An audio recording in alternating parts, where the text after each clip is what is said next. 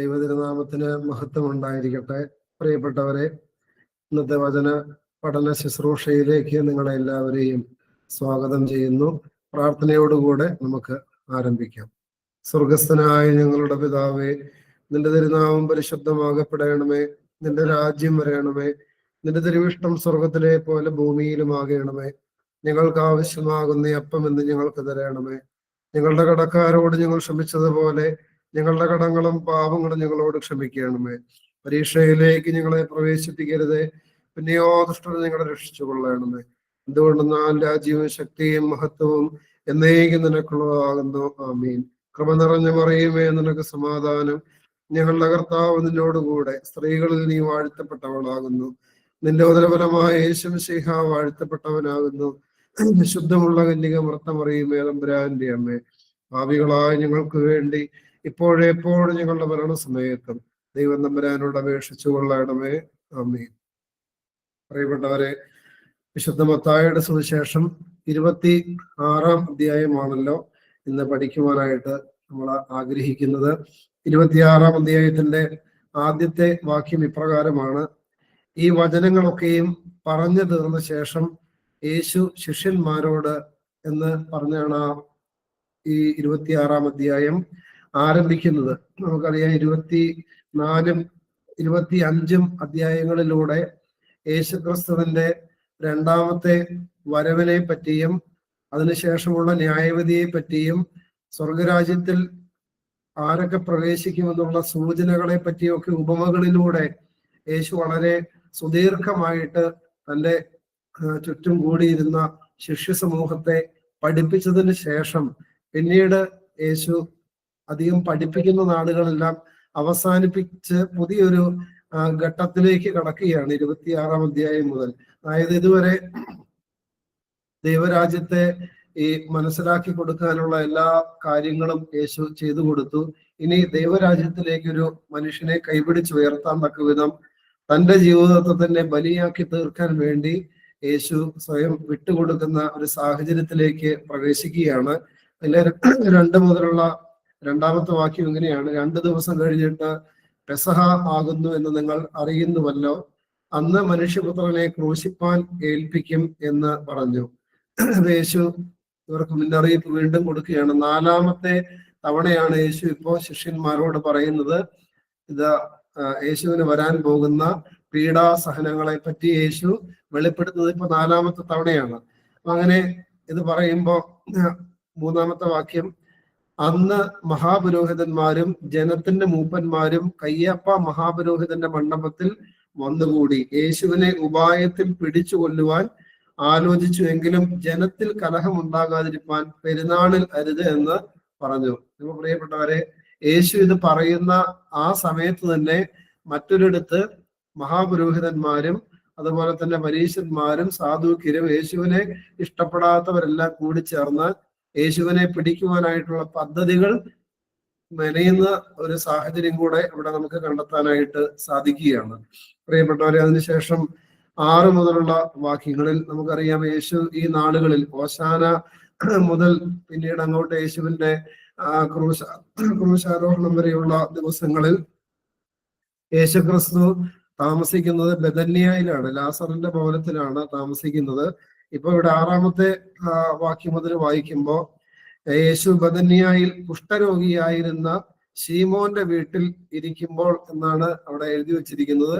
ഒരുപക്ഷെ ലാസറിന്റെ വീടിന്റെ സമീപത്തോ അല്ലെങ്കിൽ ആ ഭാഗത്ത് എവിടെയെങ്കിലും ഉള്ള ഒരു വ്യക്തി ആയിരിക്കാം. അവന്റെ ക്ഷണം സ്വീകരിച്ചോ അല്ലെങ്കിൽ അവനോടുള്ള സ്നേഹം നിമിത്തമോ യേശു ആ ഭവനത്തിലേക്ക് ചെല്ലുകയാണ്.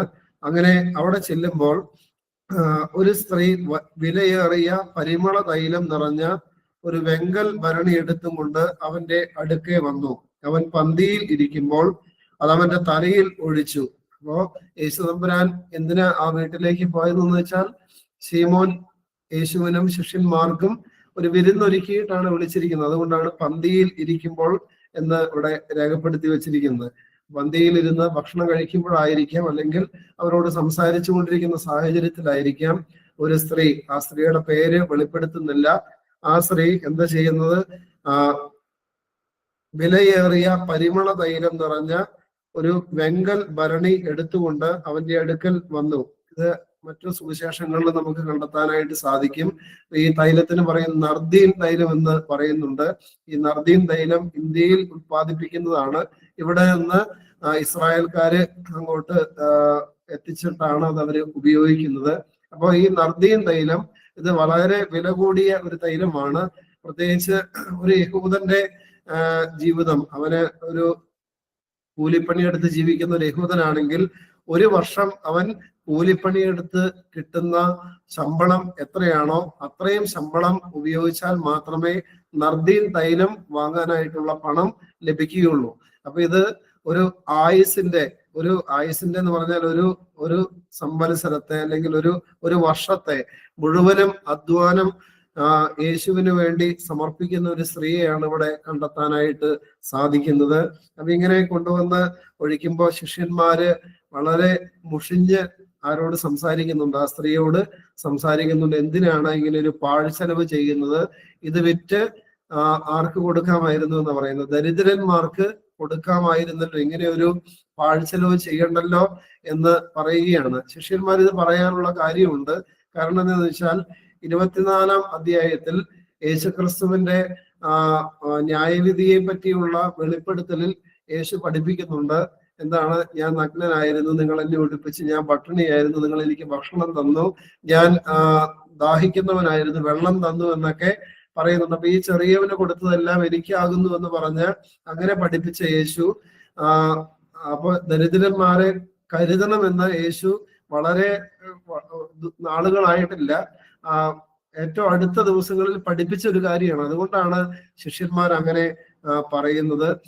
മറ്റൊരു സുവിശേഷത്തിൽ യൂദാസ് ഇതിനെ എതിർക്കുന്നു എന്ന് മാത്രം രേഖപ്പെടുത്തി വെച്ചിട്ടുണ്ട്. യൂദാസ് അത് പറയുന്നത് ദരിദ്രന്മാരെ പറ്റിയുള്ള ആഗ്രഹം ഉണ്ടായത് കൊണ്ട് മാത്രമല്ല, കാരണം ഈ വിറ്റ് കിട്ടുന്ന പണമെല്ലാം തന്റെ കയ്യിലേക്കാണ് വരുന്നത്. അതിൽ നിന്ന് ഒരു വിഹിതം പലപ്പോഴായിട്ട് മാറ്റിക്കൊണ്ടിരുന്ന ഒരു സ്വഭാവം യൂദാസിനുണ്ടായിരുന്നു എന്ന് യോഹന്നാന്റെ സുവിശേഷം പഠിക്കുമ്പോൾ നമുക്ക് കണ്ടെത്താനായിട്ട് സാധിക്കും. അപ്പോൾ അത് കിട്ടിയാൽ അതിൽ നിന്ന് നല്ലൊരു പങ്ക് തന്റെ ജീവിതത്തിലേക്ക് മാറ്റിവെക്കാനായിട്ട് കിട്ടുമെന്നുള്ളത് കൊണ്ടാണ് യൂദാസ് ഇതിനെ വിലക്കുന്നത്. പക്ഷെ ബാക്കിയുള്ള ശിഷ്യന്മാരാരും അങ്ങനെ ഒരു ചിന്താഗതി കൊണ്ടല്ല. യേശു അവരെ 2-3 ദിവസം മുമ്പ് പഠിപ്പിച്ച കാര്യമാണ് ഈ ദരിദ്രന്മാരെ കൂടുതലായിട്ട് കരുതണമെന്നുള്ള ഒരു ചിന്താഗതി. പ്രിയപ്പെട്ടവരെ, അപ്പൊ യേശു അതിനകത്ത് പെട്ടെന്ന് ഇടപെടുകയാണ്. യേശു അതറിഞ്ഞ് 10-ാമത്തെ വാക്യം അവരോട്, സ്ത്രീയെ അസഹ്യപ്പെടുത്തുന്നത് എന്ത്? അവളെങ്കിൽ നല്ല പ്രവൃത്തിയല്ലോ ചെയ്തത്. ദരിദ്രർ നിങ്ങൾക്ക് എല്ലായ്പ്പോഴും അടുക്കെയുണ്ട്, ഞാൻ നിങ്ങൾക്ക് എല്ലായ്പ്പോഴും ഇല്ലതാനും.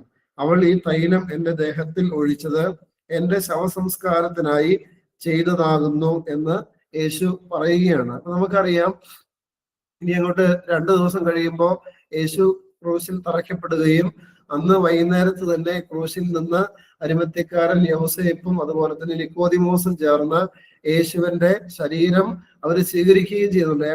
നമുക്കറിയാം 3-ാം മണി നേരത്താണ് യേശു മരിക്കുന്നത്.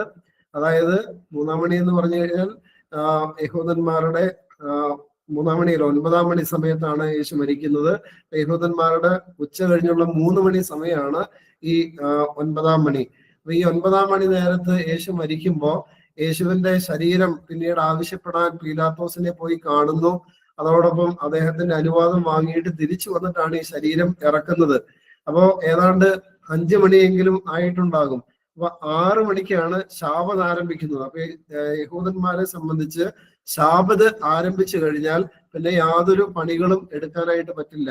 പ്രത്യേകിച്ച് മൃതസംസ്കാരം അടക്കാനോ അങ്ങനെയുള്ള കാര്യങ്ങളൊന്നും അവർക്ക് പിന്നീട് അനുവാദമില്ല. അത് മാത്രമല്ല, യഹൂദന്റെ മൃതസംസ്കാരം എന്ന് പറഞ്ഞു കഴിഞ്ഞാൽ ശരീരം മുഴുവനും ഒരു വലിയ ശീല കൊണ്ട് ചുറ്റിപ്പൊതിയും. ഈ ചുറ്റിപ്പൊതിയുന്ന ഓരോ ചുറ്റിലിന്റെ അകത്തും ആവശ്യത്തിലേറെ സുഗന്ധദ്രവ്യങ്ങൾ ഇട്ടതിന് ശേഷമാണ് എന്ത് ചെയ്യുന്നത്, കൊണ്ടുപോയി ഇത് ശീല കൊണ്ട് കെട്ടിപ്പൊതിയുന്നത്. ഇങ്ങനെ കെട്ടിപ്പൊതിയുമ്പോ ഈ സാധനങ്ങളെല്ലാം ഇടണം. പക്ഷെ അതിനുള്ള സമയം അപ്പൊ ഉണ്ടാവില്ല എന്ന് ആർക്കറിയാം? തീർച്ചയായിട്ടും യേശുവിന് അറിയാം. ആ സമയത്ത് തന്റെ മൃതസംസ്കാര ശുശ്രൂഷ നടത്തുമ്പോ ഈ സുഗന്ധ ധൂപങ്ങളൊന്നും ഇടാനുള്ള സമയം കിട്ടില്ല എന്ന് യേശുവിന് അറിയാവുന്നത് കൊണ്ടാണ് യേശു തന്നെയാണ് മുൻകൂട്ടി ഇതിനെ പറ്റി പറയുന്നത്, ഇവൾ എന്റെ ശവസംസ്കാരത്തിന് വേണ്ടിയിട്ടാണ് എന്റെ ദേഹത്തിൽ ഈ തൈലം ഒഴിച്ചത് എന്ന് യേശു അവളെ പറ്റി മുൻകൂട്ടി പ്രവചിക്കുകയാണ്.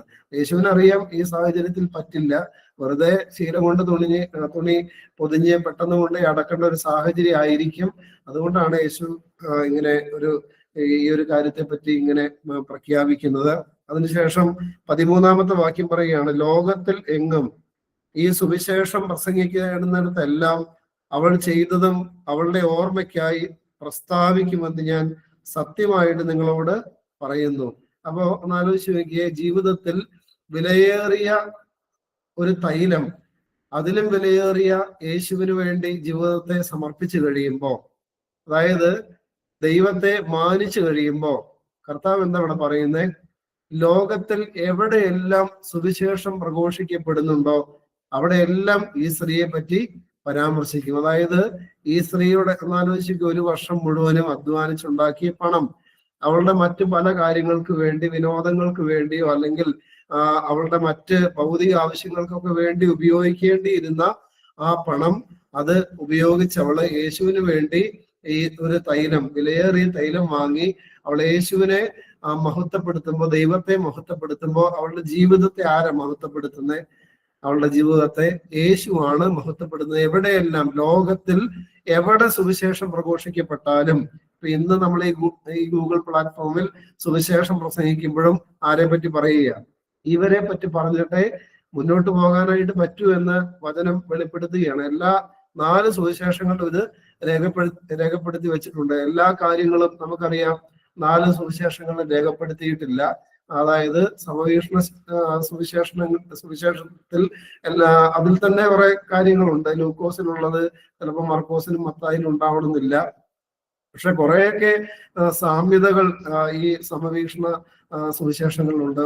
പക്ഷെ യോഹന്നാന്റെ സുവിശേഷം തികച്ചും വ്യത്യസ്തമാണ്. പക്ഷെ ഈ 4 സുവിശേഷങ്ങളിലും ഈ സ്ത്രീയുടെ കാര്യം രേഖപ്പെടുത്തി വെച്ചിട്ടുണ്ട്. അത് ദൈവത്തിന്റെ ഒരു പദ്ധതിയാണ്. കാരണം തന്നെ മാനിച്ചവൾ മാനിക്കപ്പെടണം എന്നുള്ള ദൈവത്തിന്റെ പദ്ധതിയാണ്. ഇനി അതിന്റെ തൊട്ട് താഴത്തേക്ക് വായിക്കുമ്പോ 14, 15, 16 ആ വാക്യങ്ങളൊന്ന് വായിക്കാമോ? 14 മുതൽ 16 വരെ. ഒരുത്തനായ യൂദായിസ്കര്യോത്താവ് മഹാപുരോഹിതന്മാരുടെ അടുക്കൽ ചെന്ന്, നിങ്ങൾ എന്ത് തരും? ഞാൻ അവനെ കാണിച്ചു തരാമെന്ന് പറഞ്ഞു. അവർ അവന് 30 വെള്ളിക്കാശ് തൂക്കിക്കൊടുത്തു. അന്നു മുതൽ അവനെ കാണിച്ചു കൊടുപ്പാൻ അവൻ തക്കം അന്വേഷിച്ചു പോന്നു. മതി, കണ്ട. ഒരാള് ഈ സമയത്ത് എന്താ ചെയ്യുന്നേ? ഒരു അപരിചിതയായ ഒരു സ്ത്രീ അവളുടെ ജീവിതത്തിൽ ഏറ്റവും വിലപിടിപ്പുള്ളത് എന്താ ചെയ്യുന്നേ? യേശുവിന് വേണ്ടി സമർപ്പിക്കുന്നു. അതിന്റെ തൊട്ട് താഴെ എന്താ സംഭവിക്കുന്നത്? ഒരു വ്യക്തി വലിയ വിലയേറിയ ഒരു ജീവിത അന്തസ്സിലേക്ക് ക്ഷണിക്കപ്പെട്ടവൻ ഏറ്റവും വിലയുള്ളത് ഒരു വിലയില്ലാതെ പരിഗണിച്ച് എന്താ ചെയ്യുന്നേ? യേശുവിനെ ഒറ്റിക്കൊടുക്കുവാനായിട്ട് നിസാരം വെള്ളിക്കാശുകൾക്ക് വേണ്ടി തന്റെ ഗുരുവിനെ, തന്റെ കർത്താവിനെ, തന്റെ ജീവിതത്തിൽ ഒത്തിരി സന്തോഷങ്ങളും ഒത്തിരി കൃപകളും വർഷിച്ചു കൊടുത്ത യേശുവിനെ ഒറ്റിക്കൊടുക്കാൻ വേണ്ടി പരക്കം പാഞ്ഞു നടക്കുക. ഒന്ന് ആലോചിച്ച് നോക്കി പ്രിയപ്പെട്ടവരെ, ഇതിൽ ഏത് ഗണത്തിലാണ് നമ്മൾ എന്ന് നമ്മളെ പറ്റി തീർച്ചയായിട്ടും ചിന്തിക്കണം. കാരണം ഈ സ്ത്രീയെ പോലെ ദൈവത്തിന് വില കൊടുക്കുന്ന ഒരു വ്യക്തിയാണോ ഞാൻ അല്ലെങ്കിൽ നിങ്ങൾ എന്ന് ചിന്തിക്കുക. അല്ലെങ്കിൽ യൂദാസിനെ പോലെ സാഹചര്യത്തിനനുസരിച്ച് സ്വന്തം നേട്ടങ്ങൾക്ക് വേണ്ടി യേശുവിനെ ഒറ്റിക്കൊടുക്കുന്ന ഒരു സാഹചര്യമാണോ നമ്മുടെ ജീവിതത്തിൽ എന്ന് ചിന്തിക്കാൻ കൂടെ ഈ ഒരു ഭാഗം, പ്രത്യേകിച്ച് ഇത് രണ്ടും അടുപ്പിച്ച് ദൈവത്തിന്റെ ആത്മാവ് ഇത് തുന്നിച്ചേർത്ത് വെച്ചിരിക്കുമെന്ന് ചിന്തിക്കണം. കാരണം തൊട്ടു മുകളിൽ വിലയേറിയ ജീവിതത്തിൽ സമ്പാദിച്ച ഈ പണമെല്ലാം ഉപയോഗിച്ച്, ഒരു വർഷത്തെ സമ്പാദ്യം മുഴുവൻ ഉപയോഗിച്ച് യേശുവിനെ മഹത്വപ്പെടുത്തുന്നു. മറ്റവനാകട്ടെ 3.5 വർഷം യേശുവിന്റെ കൂടെ നടന്ന് ആ വിലമതിക്കാനാവാത്ത ആ ദൈവത്തെ വളരെ നിസ്സാരം വെള്ളിക്കാശുകൾക്ക് വേണ്ടി വിറ്റുകൊടുക്കുകയാണ്, അല്ലെങ്കിൽ ഒറ്റിക്കൊടുക്കുകയാണ്. അതുകൊണ്ട് പ്രിയപ്പെട്ടവരെ, ഇത് നമ്മുടെ ജീവിതത്തിലും ഒന്ന് പരിശോധിക്കാൻ തീർച്ചയായിട്ടും നമ്മൾ പരിശ്രമിക്കണം. പിന്നീട് 17 മുതലുള്ള വാക്യങ്ങളിൽ യേശു ശിഷ്യന്മാരോട് നേരത്തെ തന്നെ പെസഹായുടെ ക്രമീകരണങ്ങളെ പറ്റി പറഞ്ഞിരുന്നു. ശിഷ്യന്മാർ വന്ന് ചോദിക്കുകയാണ്, നീ പെസഹ കഴിപ്പാൻ ഞങ്ങൾ ഒരുക്കേണ്ടത് എവിടെയെന്ന് ചോദിച്ചു. അതിനവൻ പറഞ്ഞത്, നിങ്ങൾ നഗരത്തിൽ ഇന്നവന്റെ അടുക്കൽ ചെന്ന് എന്റെ സമയം അടുത്തിരിക്കുന്നു, ഞാൻ എന്റെ ശിഷ്യന്മാരുമായി നിന്റെ അടുക്കൽ പെസഹ കഴിക്കുമെന്ന് ഗുരു പറയുന്നു എന്ന് പറയുവിൻ. ശിഷ്യന്മാർ യേശു കൽപ്പിച്ചതുപോലെ ചെയ്തു, പെസഹ ഒരുക്കി. നമുക്കറിയാം, ഇത് മർക്കോസിന്റെ അമ്മ മറിയം അവരുടെ വീട്ടിലെ മുകളിലെ ഒരു മാളിക മുറിയിലാണ് ഇത് ക്രമീകരിക്കുന്നത്. അപ്പൊ ആ വീട്ടിലാണ് ഈ വിശുദ്ധ കുർബാന ആദ്യം സ്ഥാപിക്കുന്നത്. പിന്നീട് പെന്തിക്കോസ്തി അവിടെയാണ് നടക്കുന്നത്. ആ ഒരു ഇത് കണ്ടെത്തുന്നതും ഇത് തെരഞ്ഞെടുത്ത് ഇത് ശിഷ്യന്മാരോട് പറയുന്നതെല്ലാം യേശുവാണെന്ന് നമുക്ക് മനസ്സിലാക്കാം. പിന്നീട് സന്ധ്യയായപ്പോൾ പെസഹയുടെ സന്ധ്യയിലാണ് അവർ പെസഹ ആചരിച്ചു കൊണ്ടിരുന്നത്. സന്ധ്യയായപ്പോൾ അവൻ 12 ശിഷ്യന്മാരോട് കൂടെ പന്തിയിൽ ഇരുന്നു. അവർ ഭക്ഷിക്കുമ്പോൾ അവൻ, നിങ്ങളിൽ ഒരുവൻ എന്നെ കാണിച്ചു കൊടുക്കുമെന്ന് ഞാൻ സത്യമായിട്ട് നിങ്ങളോട് പറയുന്നു എന്ന് പറഞ്ഞു. അപ്പോ എല്ലാ ശിഷ്യന്മാരും ഇങ്ങനെ കർത്താവിനോട് ചോദിക്കുകയാണ്. അവർ അത്യന്തം ദുഃഖിച്ചു. ഞാനോ കർത്താവേ എന്ന് ഓരോരുത്തൻ പറഞ്ഞു തുടങ്ങി. അപ്പൊ അതിനുത്തരമായിട്ട് യേശു പറയുകയാണ്, എന്നോടുകൂടെ കൈ താലത്തിൽ മുക്കുന്നവൻ എന്നെ കാണിച്ചു കൊടുക്കുമെന്ന് പറയുകയാണ്. അതിനുശേഷം 25-ാമത്തെ വാക്യത്തിലേക്ക് നോക്കുമ്പോൾ, എന്നാറെ അവനെ കാണിച്ചു കൊടുക്കുന്ന യൂദ, ഞാനോ റബ്ബി എന്ന് പറഞ്ഞതിന് നീ തന്നെ എന്നവൻ ഉത്തരം പറയുകയാണ്. പ്രിയപ്പെട്ടവരെ, ബാക്കി ശിഷ്യന്മാരെല്ലാം യേശുവിനെ എന്തെന്നാണ് വിളിക്കുന്നത്? ആ സമയത്ത് തൊട്ട് മുകളിലെ ഭാഗത്ത് 22-ാമത്തെ വാക്യത്തിൽ ഞാനോ കർത്താവേ എന്ന് ഓരോരുത്തൻ യേശുവിനോട് ചോദിക്കുകയാണ്. അവർ വിളിക്കുന്നത് എന്താണ്? കർത്താവേ, ദൈവമേ എന്നുള്ള ഒരു സൂചനയോടുകൂടെയാണ് വിളിക്കുന്നത്. പക്ഷെ യൂദാസ് എന്താ വിളിക്കുന്നത്? യൂദാസ് റബ്ബി, ഗുരു എന്ന് മാത്രമാണ്. യേശുവിനെ കർത്താവെ എന്ന് അഭിസംബോധന ചെയ്യുന്നില്ല. അങ്ങനെ നമുക്ക് കണ്ടെത്താനായിട്ട് സാധിക്കും. അപ്പോ യേശു തന്നെ വളരെ വ്യക്തമായിട്ട് യൂദാസിനോട് ഇത് വെളിപ്പെടുത്തി കൊടുക്കുന്നുണ്ട്. അപ്പൊ ഇത് അതിൽ നിന്ന് പിന്തിരിയാനുള്ള എല്ലാ സാഹചര്യങ്ങളും യൂദാസിന് പലപ്പോഴായിട്ട് യേശുവിൽ നിന്ന് പ്രേരണ ലഭിച്ചിട്ടുണ്ട്. പക്ഷെ യൂദാസ് ആ പ്രലോഭനത്തിൽ അകപ്പെട്ടു പോവുകയാണ്. യൂദാസിനെ പറ്റി പിന്നീട് യേശു പറയുന്നുണ്ട്, മനുഷ്യപുത്രൻ പോകുന്നു, സത്യം മനുഷ്യപുത്രനെ കാണിച്ചു കൊടുക്കുന്ന മനുഷ്യനോ ഹാ കഷ്ടം, ആ മനുഷ്യൻ ജനിക്കാതിരുന്നുവെങ്കിൽ അവന് കൊള്ളാമായിരുന്നു എന്നെല്ലാം യേശു പറഞ്ഞതിന് ശേഷമാണ് യൂദാസിനോട് പറയുന്നത് നീ തന്നെയാണെന്ന്. പ്രിയപ്പെട്ടവർ, ഇത്രയും ഒരു മുന്നറിയിപ്പ് കൊടുത്തിട്ട് പോലും ആര് പിന്തിരിയുന്നില്ല. യൂദാസ് പിന്തിരിയുന്നില്ല നമുക്ക് കണ്ടെത്താനായിട്ട് സാധിക്കും. പിന്നീട് യേശു തമ്പുരാൻ, നമുക്കറിയാം, യഹൂദന്മാരുടെ പെസഹ ഭക്ഷണത്തിന്റെ അടിസ്ഥാനം നമുക്കറിയാം. മിസ്രയീമിന്റെ അടിമത്തത്തിൽ നിന്നും ഈ ജനം അവിടുന്ന് വിമോചിക്കപ്പെട്ട് വന്നു കഴിയുമ്പോൾ ദൈവത്തിന്റെ കൽപ്പന പ്രകാരമാണ് ഇവർ പെസഹ ആചരിക്കുന്നത്. മരുഭൂമിയിൽ വെച്ചാണ് പെസഹ ആചരിക്കുന്നത്.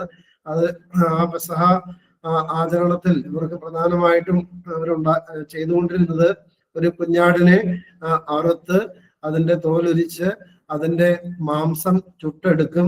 അതാണ് ഒരു വിഭവം. അതോടൊപ്പം തന്നെ എന്തുകൊണ്ടാണ് എന്ന് ചോദിച്ചു കഴിഞ്ഞാൽ, അവര് ഈ അവസാനത്തെ മഹാമാരി, അതായത് എല്ലാ ആദിജാതന്മാരും കൊല്ലപ്പെടുമെന്നുള്ള മോശയുടെ മുന്നറിയിപ്പ് ലഭിക്കുമ്പോൾ ഫറവോയുടെ ആദിജാതന്മാരെല്ലാം മരിക്കുന്നുണ്ട്. പക്ഷെ ഇസ്രായേൽക്കാരുടെ ആദിജാതന്മാർക്ക് ഒരു അപകടവും സംഭവിക്കുന്നതിന്റെ കാരണം മോശയിലൂടെ ദൈവം ഒരു മുന്നറിയിപ്പ് കൊടുത്തിരുന്നു. ഒരു ആടിനെ കൊന്ന്, ഓരോ കുടുംബവും ഓരോ ആടിനെ കൊന്ന് അതിന്റെ രക്തം കട്ടിളപ്പടിയിൽ തളിക്കണമെന്ന് മുന്നറിയിപ്പ് കൊടുത്തിരുന്നു. അതുകൊണ്ട്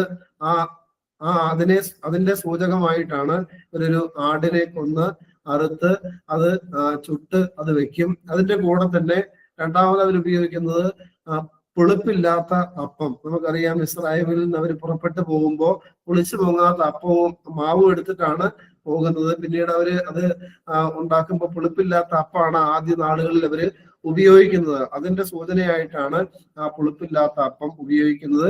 പിന്നീട് അവര് കയ്പ് ചേർന്ന ഇലകൾ, അതായത് ചീര പോലെയുള്ള കയ്പുള്ള ഇലകളും ഈ പെസഹ ഭക്ഷണത്തിന് ഉപയോഗിക്കാറുണ്ടായിരുന്നു. ഇത് മൂന്നുമായിരുന്നു പ്രധാനപ്പെട്ട വിഭവങ്ങൾ. അത് വേറൊന്നുമല്ല, അവർ മരുഭൂമിയിലൂടെ കടന്നു പോകുമ്പോൾ അവർ അനുഭവിച്ച കഠിന യാതനകളും മിസ്രയീമിൽ അനുഭവിച്ച കഠിന യാതനകളുടെയും ഓർമ്മപ്പെടുത്തലാണ് ഈ കയ്പ് ഇലകൾ ഈ ഭക്ഷണത്തിൽ, പെസഹ ഭക്ഷണത്തിൽ ഇവര് ചേർക്കുന്നത്. അപ്പൊ ഇവര് പെസഹ ഭക്ഷിക്കുമ്പോൾ ആദ്യം പ്രാർത്ഥിച്ച് പിന്നീട് ആ വീട്ടിലെ മുതിർന്ന കാർന്നവര് ഈ മിസ്രയീമിന്റെ അടിമത്തത്തിൽ നിന്നും ഇവര് വിമോചിക്കപ്പെട്ട് വന്ന ചരിത്രം എല്ലാം പറഞ്ഞ് ദൈവം കൊടുത്ത എല്ലാ അനുഗ്രഹങ്ങളെ പറ്റി അടുത്ത തലമുറയ്ക്ക് പറഞ്ഞു കൊടുത്തതിന് ശേഷമാണ് ഈ പെസഹ ഭക്ഷിക്കുന്നത്.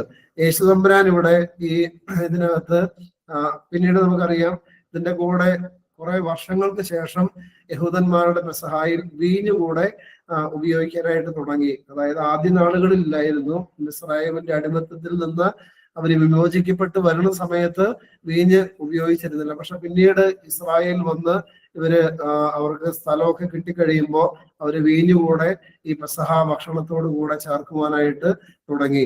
അപ്പോ ഇതിനകത്ത് യേശു എടുക്കുന്നത് രണ്ട് സാധനങ്ങളാണ്. കാരണം കുഞ്ഞാട് ചുട്ട് വെച്ചിരിക്കുന്ന കുഞ്ഞാടിന്റെ ഇറച്ചി യേശു എടുക്കുന്നതായിട്ട് അവിടെ സൂചിപ്പിച്ചിട്ടില്ല. അതിന്റെ കാരണം ആരാണ് ഈ കുഞ്ഞാട്? യേശുവാണ് ഈ കുഞ്ഞാട് എന്ന് യേശുവിന് നന്നായിട്ട് അറിയാം. പിന്നീട് കയ്പ് ചേർന്ന ഇലകളും എടുക്കുന്നില്ല. കാരണം ഇനി അങ്ങോട്ട് കയ്പ് കലർന്ന ഒരു സാഹചര്യത്തിലേക്ക് പ്രവേശിക്കാൻ പോവുകയാണ്. അതുകൊണ്ട് അതും എടുത്തില്ല. പിന്നീട് യേശു തമ്പുരാൻ ചെയ്യുന്നത് പഴയ നിയമ പെസഹ പൂർത്തീകരിച്ചതിന് ശേഷം 26 വാക്യം മുതൽ വായിക്കാമോ? 26 മുതലുള്ള വാക്യം വായിച്ചേ. അവർ ഭക്ഷിക്കുമ്പോൾ യേശു അപ്പം എടുത്ത് വാഴ്ത്തി നുറുക്കി ശിഷ്യന്മാർക്ക് കൊടുത്തു. വാങ്ങി ഭക്ഷിപ്പീൻ, ഇത് എന്റെ ശരീരം എന്ന് പറഞ്ഞു. പിന്നെ പാനപാത്രം എടുത്ത് സ്തോത്രം ചൊല്ലി അവർക്ക് കൊടുത്തു. എല്ലാവരും ഇതിൽ നിന്ന് കുടിപ്പീൻ, ഇത് അനേകർക്ക് വേണ്ടി പാപമോചനത്തിനായി ചൊരിയുന്ന പുതിയ നിയമത്തിനുള്ള എന്റെ രക്തം, എന്റെ പിതാവിന്റെ രാജ്യം പറഞ്ഞു. പ്രിയപ്പെട്ടവരെ, അപ്പൊ ഇതുവരെ പെസഹായിൽ ഇല്ലാത്ത ഒരു പരിപാടിയാണ് യേശു ചെയ്യുന്നത്. അതുവരെയുള്ള പെസഹായിൽ ഈ കുഞ്ഞാടിന്റെ മാംസം തിന്നും, ഈ പുളിപ്പില്ലാത്ത അപ്പം ഭക്ഷിക്കും, അതുപോലെ തന്നെ കയ്പ് ചീരകൾ, കയ്പ് കലർന്ന ഇലകൾ, ഭക്ഷ്യയോഗ്യമായ ഇലകൾ അതും കഴിക്കും, വീഞ്ഞും കുടിക്കും. അങ്ങനെ അവര് പെസഹ പൂർത്തീകരിക്കുകയാണ് ചെയ്യുന്നത്. പക്ഷെ യേശു പഴയ നിയമ പെസഹ പൂർത്തീകരിച്ച് പിന്നീട് പുതിയ നിയമ പെസഹ സ്ഥാപിക്കുകയാണ്, വിശുദ്ധ കുർബാന സ്ഥാപിക്കുകയാണ്. യേശു അവിടെയുള്ള അപ്പം എടുത്ത് സ്വർഗത്തിലേക്ക് നോക്കി വാഴ്ത്തി അത് നുറുക്കി ശിഷ്യന്മാർക്ക് കൊടുത്തിട്ട് അവരോട് പറയുകയാണ്, ഇത് എന്റെ ശരീരമാണ്. ഇതെന്റെ ശരീരം പോലെ ഇരിക്കുന്ന ഒരു സാധനമാണെന്ന് പറഞ്ഞിട്ടാണ് കൊടുത്തേ? അല്ല, ഇത് എന്റെ ശരീരമാണ് എന്ന് പറഞ്ഞ് കൊടുക്കുന്നു. അതുപോലെ പാനപാത്രം, വീഞ്ഞ് പാത്രം എടുത്ത് വാഴ്ത്തി അത് ശിഷ്യന്മാർക്ക് പകർന്നു കൊടുത്തിട്ട് അവരോട് പറഞ്ഞ് പാപമോചനത്തിന് വേണ്ടി ചൊരിയപ്പെടുന്ന എന്റെ രക്തമാണ് ഇത് എന്ന് പറയുകയാണ്. നമുക്കറിയാം ഈ സമയത്ത് ഈ ബലി നടന്നിട്ടില്ല. പക്ഷെ വെള്ളിയാഴ്ച നടക്കപ്പെടാൻ പോകുന്ന അല്ലെങ്കിൽ നാളെ നടക്കാൻ പോകുന്ന ആ ബലിയുടെ കൗതാശികമായ ശുശ്രൂഷ കർത്താവിലൂടെ പൂർത്തീകരിക്കുകയാണ്. യേശുവിന് ഇത് ചെയ്യാനായിട്ട് സാധിക്കും. അതുകൊണ്ട് യേശു അത് ചെയ്യുന്ന പിറ്റേ ദിവസം ബലിയാണ്. ഈ ബലി കഴിയുമ്പോൾ യേശുവിന് ചെയ്യാൻ പറ്റാത്തത് കൊണ്ടാണ് യേശു ഇപ്പോഴേ ഇത് പൂർത്തീകരിച്ച് അപ്പോസ്തലന്മാർക്ക് കൊടുക്കുന്നത്. പ്രിയപ്പെട്ടവരെ, അങ്ങനെ യേശു വിശുദ്ധ കുർബാന സ്ഥാപിച്ചു.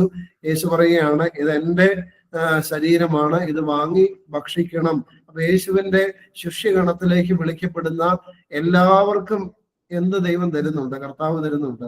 അവന്റെ ശരീരം തരുന്നുണ്ട്, അവന്റെ രക്തം തരുന്നുണ്ട്. എന്തിനു വേണ്ടിയാണെന്ന് ഇവിടെ എഴുതി വെക്കുന്നുണ്ട്.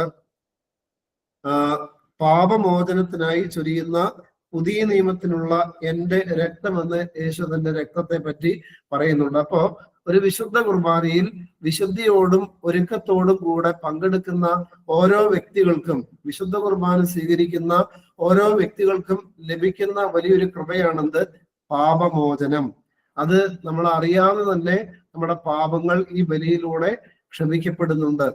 അതുകൊണ്ട് പ്രിയപ്പെട്ടവരെ, വിശുദ്ധ കുർബാനയെ എത്രമേൽ നമ്മൾ സ്നേഹിക്കുന്നോ അതിനനുസരിച്ച് നമ്മുടെ പാപ ജീവിതങ്ങളിൽ നിന്ന് വിടുതൽ ലഭിക്കുന്നത് മാത്രമല്ല, പഴയ പാപങ്ങളിൽ നിന്നുള്ള പൊറുതി കൂടെ ഈ ബലിയിലൂടെ ലഭിക്കുന്നു എന്ന് കൂടെ നമ്മൾ മനസ്സിലാക്കണം. അത് വിശുദ്ധ കുമ്പസാരത്തിലൂടെയും ആണ്. അതുകൊണ്ടാണ് ഈ വിശുദ്ധ കുമ്പസാരത്തിന്റെ പൂർത്തീകരണം, വിശുദ്ധ കുർബാന സ്വീകരിക്കുന്നതിനാണ് ഇതിന്റെ പൂർത്തീകരണം വരുന്നത്. അതുകൊണ്ട് പ്രിയപ്പെട്ടവരെ, വിശുദ്ധ കുർബാന യേശു സ്ഥാപിക്കുന്നു. പിന്നീട് 30-ാമത്തെ വാക്യം, പിന്നെ അവർ സ്തോത്രം പാടിയ ശേഷം ഒലിവ് മലയ്ക്ക് പുറപ്പെട്ടു പോയി. എന്താ ചെയ്യുന്ന? ഏറ്റവും അവസാനം അവര് സ്തോത്രം പാടി. ഇത് നേരത്തെ നമ്മൾ ചിന്തിച്ചിട്ടുള്ള ഒരു കാര്യമായിരുന്നു. സ്തോത്രം പാടുക എന്ന് പറഞ്ഞാൽ നന്ദി അർപ്പിക്കുക. പ്രത്യേകിച്ച് യഹൂദന്മാരുടെ ഈ ഹാലൽ സങ്കീർത്തനങ്ങളുണ്ട്. 113 സങ്കീർത്തനം മുതൽ അങ്ങോട്ട് കുറച്ച് സങ്കീർത്തനങ്ങൾ, 117 അങ്ങനെ വരെയുള്ള സങ്കീർത്തനങ്ങൾ ദൈവത്തെ സ്തുതിച്ചുകൊണ്ടുള്ള സങ്കീർത്തനങ്ങളാണ്. ആ സങ്കീർത്തനങ്ങൾ ചൊല്ലി ദൈവത്തെ സ്തുതിച്ച് ദൈവത്തിന് നന്ദി അർപ്പിച്ചതിന് ശേഷമാണ് യേശുവും ശിഷ്യന്മാരും അവിടുന്ന് പുറപ്പെട്ടു പോകുന്നത്. അപ്പൊ നമ്മുടെ കുർബാനക്രമത്തിൽ ശ്രദ്ധിച്ചാൽ കണ്ടെത്താൻ സാധിക്കും, ഏറ്റവും അവസാനം കൃതജ്ഞതാ പ്രാർത്ഥന എന്ന ഒരു ഭാഗം, നിങ്ങൾ കുർബാനക്രമത്തിന്റെ ഏറ്റവും അവസാനത്തെ ആ ഭാഗം, അതിന്റെ ഹെഡിങ് നാളെ ഒന്ന് എടുത്തു നോക്കിയാൽ കണ്ടെത്താൻ സാധിക്കും. കൃതജ്ഞതാ പ്രാർത്ഥന എന്നുള്ളൊരു ഭാഗമാണ്. ആ സമയത്ത് ദൈവത്തിന് നന്ദി അർപ്പിക്കുകയാണ്. അതായത് അയോഗ്യമായിരുന്ന ഞങ്ങളുടെ നാവുകളിൽ ദൈവമേ അവിടുത്തെ തിരുശരീര രക്തങ്ങൾ നൽകിയതിനെ ഓർത്ത് നന്ദി അർപ്പിക്കുന്നു, കൃതജ്ഞത അർപ്പിക്കുന്നു എന്നൊക്കെ പറഞ്ഞ് ദൈവത്തിന് നന്ദി അർപ്പിക്കുന്ന ഒരു സാഹചര്യം വിശുദ്ധ കുർബാനയിൽ നമുക്ക് കണ്ടെത്താൻ സാധിക്കും. അത് ഈ ഒരു സുവിശേഷ ഭാഗത്ത് കണ്ടത് കൊണ്ടാണ് പിതാക്കന്മാർ അങ്ങനെ ക്രമീകരിച്ചിരിക്കുന്നത്. പിന്നീട് 31 മുതലുള്ള വാക്യങ്ങളിൽ യേശു വീണ്ടും ഒരു പ്രവചനം നടത്തുകയാണ്. സക്കറിയ പ്രവാചകന്റെ പുസ്തകത്തിലെ ഒരു വചനം കോട്ട് ചെയ്തിട്ടാണ് പറയുന്നത്, ഈ രാത്രിയിൽ നിങ്ങൾ എല്ലാവരും എങ്കൽ ഇടറും, ഞാൻ ഇടയനെ വെട്ടും. അതായത് ഇത് സക്കറിയാവിൽ വർഷങ്ങൾക്ക് മുമ്പ് യേശു ക്രിസ്തുവിനെ പറ്റി പറഞ്ഞിരിക്കുന്ന ഒരു പ്രവചനമാണ്. ഇടയനെ വെട്ടും, കൂട്ടത്തിലെ ആടുകൾ ചിതറിപ്പോകുമെന്ന് എഴുതിയിരിക്കുന്നുവല്ലോ. അത് നമുക്കറിയാം. 31 വാക്യത്തിൽ ഈ പ്രവചനം യേശു പറയുന്നുണ്ട്. 56 വാക്യത്തിന്റെ അവസാന ഭാഗം ഇങ്ങനെയാണ്, അപ്പോൾ ശിഷ്യന്മാർ എല്ലാവരും അവനെ വിട്ട് ഓടിപ്പോയി. അപ്പൊ കണ്ട, യേശു ഇത് പ്രവചിക്കുന്നു. താമസിയാതെ തന്നെ മണിക്കൂറുകൾക്കുള്ളിൽ എന്താ സംഭവിക്കുന്നത്? ശിഷ്യന്മാര് ഇവരെ വിട്ടുപോവുകയാണ്. അപ്പോൾ പ്രവചനങ്ങളെല്ലാം അതിന്റെ പൂർണ്ണതയിലേക്ക് വരും എന്ന് കർത്താവ് ഇവിടെ വളരെ വ്യക്തമായിട്ട് വെളിപ്പെടുത്തുകയാണ്.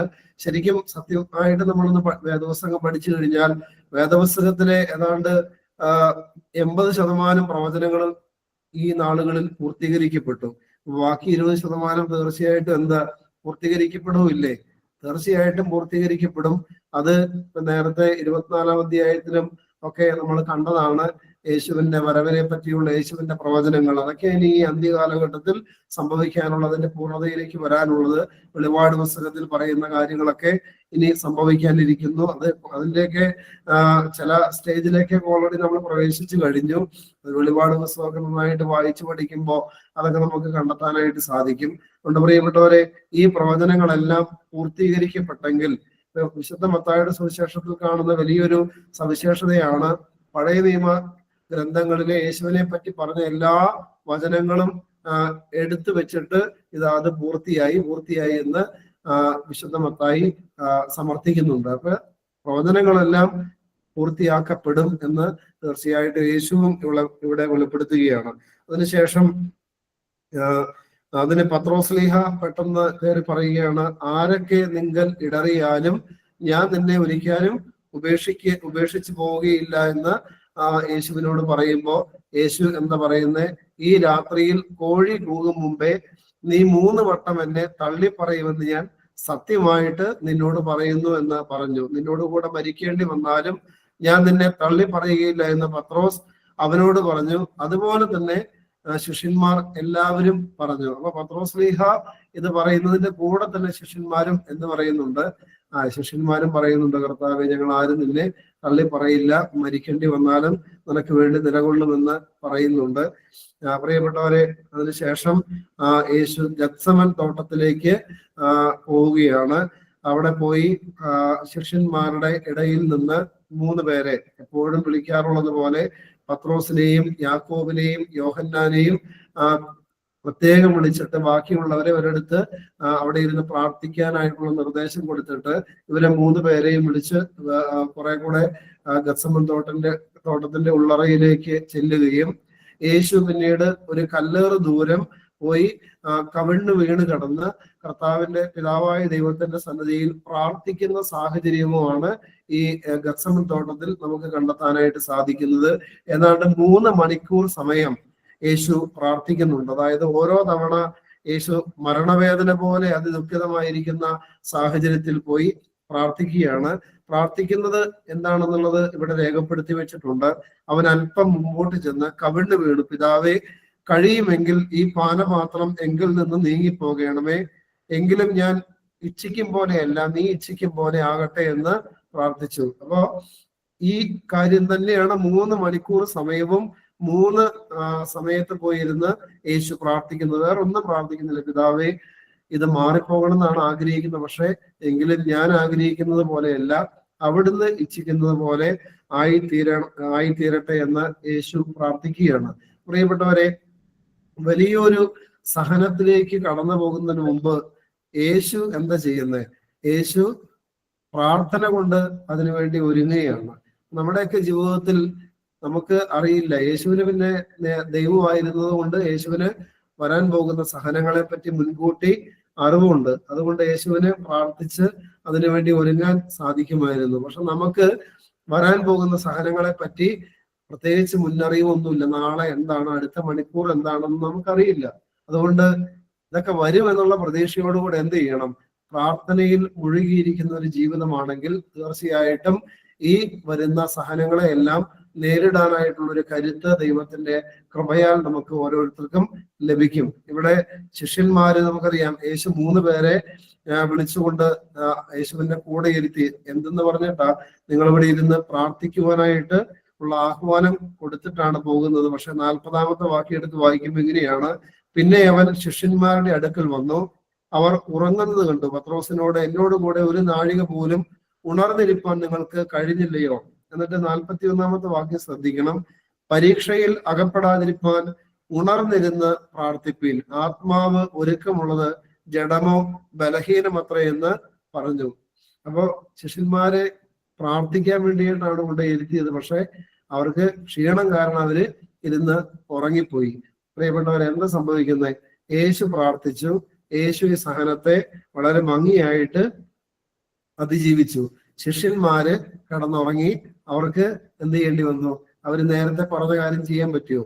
ആരെല്ലാം നിന്നെ തള്ളി പറഞ്ഞാലും ഞാൻ നിന്നെ തള്ളി പറയില്ല എന്ന് പത്രോസ് പറഞ്ഞു, ശിഷ്യന്മാരും പറഞ്ഞു. അവരെല്ലാം വിട്ടുപോകുന്ന ഒരു സാഹചര്യം ഉണ്ടാവുകയാണ്. അതായത് തൊട്ടടുത്ത മണിക്കൂറിൽ പിന്നെ യേശുവിനെ വിട്ട് ശിഷ്യന്മാരെല്ലാം പോകുന്നു. പിന്നെ യേശുവിന്റെ കൂടെ പത്രോസും അതുപോലെ യോഹന്നാനും മാത്രം അതും ഒരു അകലം പാലിച്ചുകൊണ്ട് പോകുന്നുണ്ട് എന്നുള്ളത് നമുക്ക് പിന്നീട് അങ്ങോട്ട് മുന്നോട്ട് പോകുമ്പോൾ കണ്ടെത്താനായിട്ട് സാധിക്കും. നമ്മുടെ പ്രിയപ്പെട്ടവരെ, ഉണർന്നിരുന്ന് പ്രാർത്ഥിച്ചു കഴിഞ്ഞാൽ നമുക്ക് വരുന്ന പരീക്ഷകളിലെല്ലാം അതിജീവിക്കാനുള്ള കരുത്ത്, കൃപ ദൈവാത്മാവിലൂടെ നമുക്ക് ലഭിക്കും എന്നുള്ളൊരു കാര്യം കർത്താവ് ഇവിടെ നമുക്ക് വെളിപ്പെടുത്തുന്നുണ്ട്. പിന്നീട് 46-ാമത്തെ വാക്യം: എഴുന്നേൽപ്പിൻ, നാം പോക, ഇതാ എന്നെ കാണിച്ചു കൊടുക്കുന്നവൻ അടുത്ത് വന്നിരിക്കുന്നുവെന്ന് പറഞ്ഞു. അപ്പോ പറയാം, ഈ ഗത്സമൻ തോട്ടത്തിലേക്ക് പിന്നീട് സംഭവിക്കുന്നത് യൂദാസ് മഹാപുരോഹിതന്മാരെയും അതോടൊപ്പം തന്നെ അവിടെയുള്ള ദേവാലയത്തിലെ പടനായകന്മാരെയും അതുപോലെ റോമാ ഗവൺമെന്റിന്റെ പട്ടാളക്കാരെയൊക്കെ കൊണ്ടുവന്ന് യേശുവിനെ ഒറ്റിക്കൊടുക്കുന്ന രംഗമാണ്. അപ്പൊ നമുക്ക് ഒരു സംശയം തോന്നാം, ഈ മഹാപുരോഹിതന്മാർക്ക് ബാക്കിയുള്ളവർക്ക് യേശുവിനെ അറിയില്ലേ?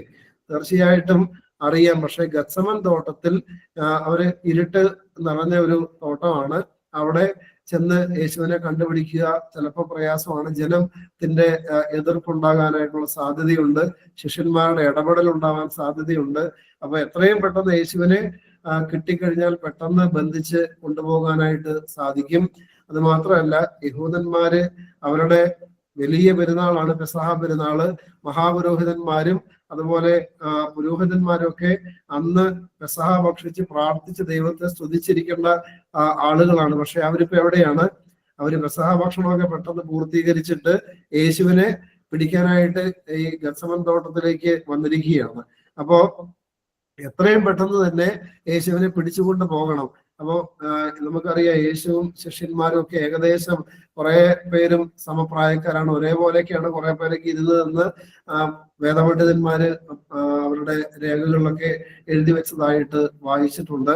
അപ്പൊ യൂദാസ് ആവുമ്പോ പെട്ടെന്ന് വന്ന് ഗുരുവിനെ കണ്ടെത്തി ശിഷ്യന്മാരുടെ അല്ലെങ്കിൽ പരീശന്മാർക്കും സാധുക്കർക്ക് ഏൽപ്പിച്ചു കൊടുക്കുവാനായിട്ട് കഴിയും. അതുകൊണ്ടാണ് പെട്ടെന്ന് ഈ മഹാപുരോഹിതന്മാർ യൂദാസിനെയുമായി ഈ തോട്ടത്തിലേക്ക് എത്തുന്നത്. അത് മാത്രമല്ല, ഈ ഗത്സമൻ തോട്ടത്തിൽ യേശു വന്ന് പ്രാർത്ഥിക്കുന്ന വിവരം ബാക്കിയുള്ളവർക്ക് അങ്ങനെ കാര്യമായിട്ട് അറിയില്ല. കാരണം രഹസ്യമായി യേശു വന്ന് പ്രാർത്ഥിക്കുന്ന ഒരു സ്ഥലമായിരുന്നു. പലപ്പോഴും വന്നിരുന്ന് പ്രാർത്ഥിക്കുന്ന സ്ഥലമായിരുന്നു ഗത്സമനോ, ആ തോട്ടം. അതുകൊണ്ട് അത് യൂദാസിന് നന്നായിട്ട് അറിയാമായിരുന്നു. യേശു അവിടെ ആയിരിക്കുമെന്നും തീർച്ചയായിട്ടും യൂദാസിന് അറിയാമായിരുന്നു. അതുകൊണ്ടാണ് യൂദാസിന്റെ സഹായം തേടുന്നത്. വരുന്നു, യേശുവിനെ കാണുമ്പോൾ തന്നെ ഗുരു സ്വസ്തി എന്ന് പറഞ്ഞ് അവനെ കെട്ടിപ്പിടിച്ച് ചുംബിക്കുന്നു. അപ്പോ യേശു അവനോട് ചോദിക്കുകയാണ്, സ്നേഹിത, നീ വന്ന കാര്യം എന്ത് എന്ന് പറഞ്ഞപ്പോൾ അവർ അടുത്ത് ചെന്ന് യേശുവിന്മേൽ കൈവച്ച് അവനെ പിടിച്ചു. അപ്പൊ യേശു അപ്പോഴും യുവദാസൻ എന്തെന്ന് വിളിക്കുന്നത്? സ്നേഹിത എന്നാണ് ആ സമയത്തും യേശു വിളിക്കുന്നത്.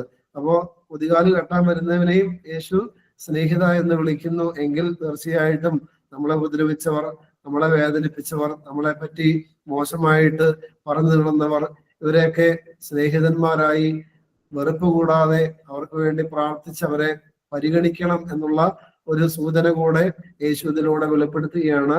നിങ്ങൾ ഉപദ്രവിക്കുന്നവർക്ക് വേണ്ടി പ്രാർത്ഥിപ്പീൻ, അവരെ അനുഗ്രഹിക്കുകയല്ലാതെ അവരെ ശപിക്കരുത് എന്ന് റോമാലേഖനത്തിലൂടെ പൗലോസ്ലീഹായിലൂടെ ദൈവത്തിന്റെ ആത്മാവ് വെളിപ്പെടുത്തുന്നുണ്ട്. യേശു അത് പഠിപ്പിക്കുന്നുണ്ട് ഗിരിപ്രഭാഷണത്തിൽ. അത് യേശുവിടെ പഠിപ്പിച്ചത് എന്താണോ അതിവിടെ യേശു കാണിച്ചു തരികയാണ്. ക്രൈസ്തവ ജീവിതം എന്ന് പറയുന്നത് പഠിപ്പിക്കലുകൾ മാത്രമല്ല, സുവിശേഷം ജീവിക്കൽ കൂടെയാണ്. സുവിശേഷം ജീവിക്കുന്നില്ല എങ്കിൽ ഈ പഠിപ്പിക്കലും ഈ പറയുന്നതൊക്കെ വ്യർത്ഥമാണ് എന്നുള്ള കാര്യം കൂടെ പ്രിയപ്പെട്ടവരെ നമ്മൾ മനസ്സിലാക്കണം. പിന്നീട് പത്രോസ്ലീഹ പെട്ടെന്ന് വാളൂരി കൂടെ ഉണ്ടായിരുന്ന മഹാപുരോഹിതന്റെ ഭൃത്യനെ വെട്ടുകയാണ്. അദ്ദേഹത്തിന് നല്ല ഉന്നം ഉണ്ടായിരുന്നു, തലയ്ക്കാണ് വെട്ടിയത്. പക്ഷെ നല്ല ഉന്നം ഉള്ളത് കൊണ്ടും ഈ പരിപാടി അറിയാത്തത് കൊണ്ടും എന്താണ് പോയത്? കാത് മുറിഞ്ഞു പോവുകയാണ്.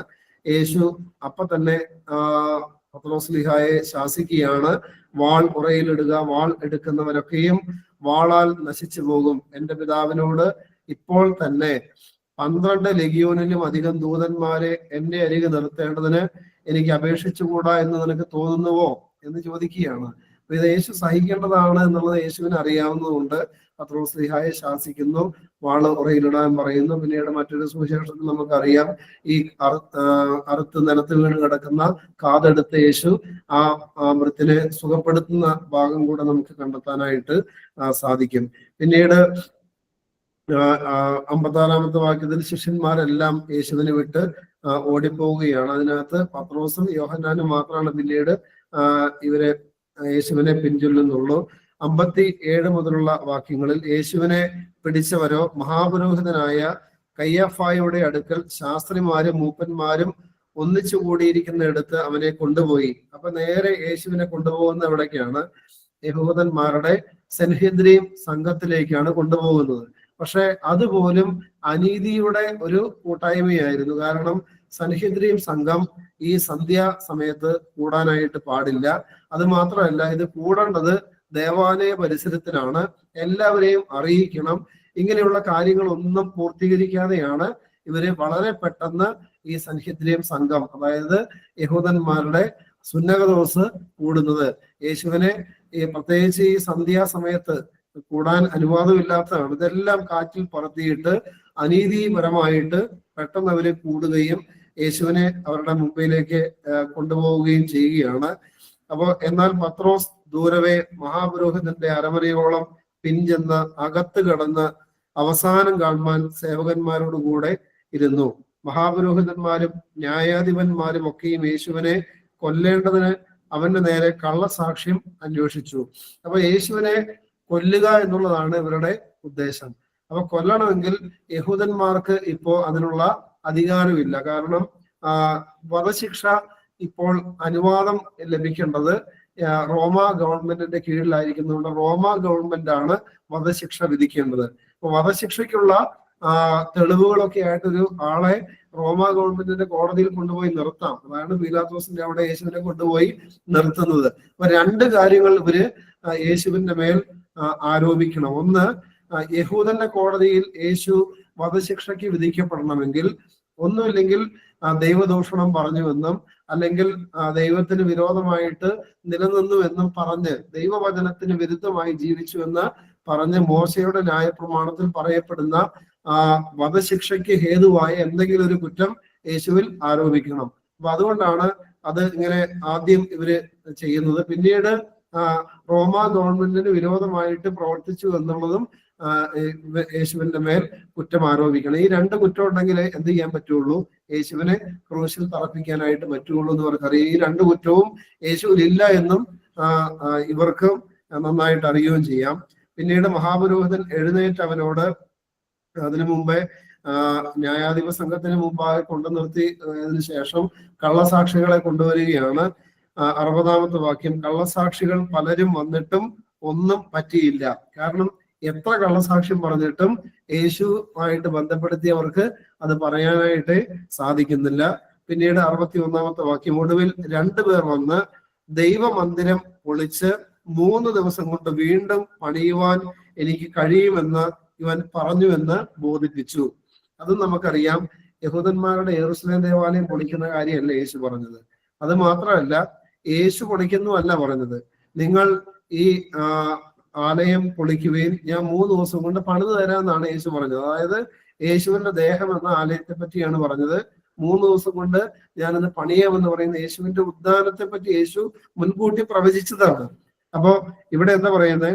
2 പേർ വന്ന ദൈവമന്ദിരം പൊളിച്ച് 3 ദിവസം കൊണ്ട് വീണ്ടും പണിയുവാൻ എനിക്ക് കഴിയുമെന്ന് ഇവൻ പറഞ്ഞു എന്ന് ബോധിപ്പിക്കുക. അതായത് യഹൂദന്മാരുടെ ദേവാലയം പൊളിക്കാനുള്ള ആഹ്വാനം നടത്തി എന്നുള്ളൊരു കുറ്റാരോപണം യേശുവിന്റെ മേൽ ചാർത്തുകയാണ്. അപ്പൊ മഹാപുരോഹിതൻ എഴുന്നേറ്റ് അവരോട് ചോദിക്കുകയാണ്, നീ ഒരു ഉത്തരവും പറയുന്നില്ലയോ? ഇവർ നിന്റെ നേരെ സാക്ഷ്യം പറയുന്നത് എന്തെന്ന് ചോദിച്ചു. യേശു മിണ്ടാതിരുന്നു. പ്രിയപ്പെട്ടവരെ, പലപ്പോഴും ഈ ഒരു ജീവിതശൈലി കാത്തു സൂക്ഷിക്കുന്നത് നല്ലതാണ്.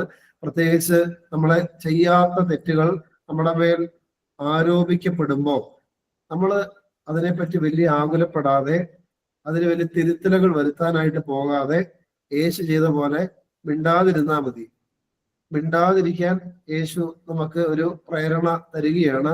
കാരണം ദൈവത്തിനറിയാം നമ്മൾ തെറ്റ് ചെയ്തിട്ടില്ല എന്ന്. അപ്പൊ മനുഷ്യരെ ബോധിപ്പിക്കേണ്ട കാര്യമില്ല. പിന്നെ നമുക്കും അറിയാം നമ്മൾ തെറ്റ് ചെയ്തിട്ടില്ല എന്ന്. അപ്പൊ നമ്മുടെ മനസാക്ഷി നമ്മളെ കുറ്റം വിധിക്കുന്നില്ല. പിന്നെ ബാക്കിയുള്ളവർ പറയുന്നത് പറഞ്ഞോട്ടെ. എല്ലാ കുറ്റാരോപണങ്ങളും തിരുത്താനും അതിനെ ഞാൻ ചെയ്തിട്ടില്ല എന്ന് സമർത്ഥിക്കാനും പോയാൽ ജീവിതം അതിനു വേണ്ടി മാത്രം ഒഴിഞ്ഞു വെക്കേണ്ടി വരും. അതുകൊണ്ട് എല്ലാ കുറ്റാരോപണങ്ങളും കേട്ടാലും പ്രതികരിക്കാതിരിക്കുക എന്നുള്ള ഒരു ശൈലി യേശുവാണ് നമുക്ക് കാണിച്ചു തരുന്നത്. അതുകൊണ്ട് ആ ഒരു ശൈലി അവലംബിക്കുന്നത് തീർച്ചയായിട്ടും നല്ലതാണെന്ന് നമുക്ക് അറിയാമല്ലോ പ്രിയപ്പെട്ടവരെ. അതിനുശേഷം യേശു പറയുകയാണ്, യേശുവിനോട് മഹാപുരോഹിതൻ പിന്നെയും അവനോട് പറയുകയാണ്, പിന്നെയും അവനോട്, നീ ദൈവപുത്രനായ ക്രിസ്തു തന്നെയോ പറക എന്ന് ഞാൻ ജീവനുള്ള ദൈവത്തെ കൊണ്ട് നിന്നോട് ആണയിട്ട് ചോദിക്കുന്നുവെന്ന് പറഞ്ഞു. ആ സമയത്ത് യേശു മറുപടി പറയുകയാണ്. യേശു അവനോട്, ഞാൻ ആകുന്നു. ഇനി മനുഷ്യപുത്രൻ സർവശക്തന്റെ വലതുഭാഗത്ത് ഇരിക്കുന്നതും ആകാശമേഘങ്ങളെ വാഹനമാക്കി വരുന്നതും നിങ്ങൾ കാണുമെന്ന് ഞാൻ നിങ്ങളോട് പറയുന്നു എന്ന് പറഞ്ഞു. അതായത് നീ ദൈവപുത്രനാണോ എന്ന് ചോദിക്കുമ്പോൾ യേശു അത് ഞാൻ തന്നെയാകുന്നു എന്ന് പറയുക മാത്രമല്ല, അതായത് യേശുവിന്റെ 2ാമത്തെ വരവിനെ പറ്റി യേശു ഒരിക്കൽ കൂടെ ഇവരുടെ മുമ്പാകെ അവർ കേൾക്കെ പറയുകയാണ്. നിങ്ങൾ വാനമേഘങ്ങളിൽ യേശു വരുന്നത് കാണും എന്ന് പറയുകയും ചെയ്യുകയാണ് യേശു. ആ സമയത്ത് തന്നെ മഹാപുരോഹിതൻ എന്താ ചെയ്യുന്നതെന്ന് 65-ാമത്തെ വാക്യത്തിൽ എഴുതി വെക്കുന്നുണ്ട്. ഉടനെ മഹാപുരോഹിതൻ വസ്ത്രം കീറി അവൻ ദൈവദൂഷണം പറഞ്ഞു. ഇനി സാക്ഷികളെ കൊണ്ട് നമുക്ക് എന്താവശ്യം? നിങ്ങളിപ്പോൾ ദൈവദൂഷണം കേട്ടുവല്ലോ എന്ന് ചോദിക്കുകയാണ്. പ്രിയപ്പെട്ടവരെ, ഒരു മഹാപുരോഹിതൻ ചെയ്യാൻ പാടില്ലാത്ത ഒരു കാര്യം ഇപ്പോ ആര് ചെയ്തെന്ന് അറിയാമോ? കയ്യഫ എന്ന് പറയുന്ന ഈ മഹാപുരോഹിതൻ ചെയ്തു. ലേവ്യ പുസ്തകം 10-ാം അധ്യായം എടുക്കാമോ? ലേവ്യ പുസ്തകം 10-ാം അധ്യായം 6-ാമത്തെ വാക്യം ഒന്ന് വായിക്കാമോ? ലേവ്യ 10:6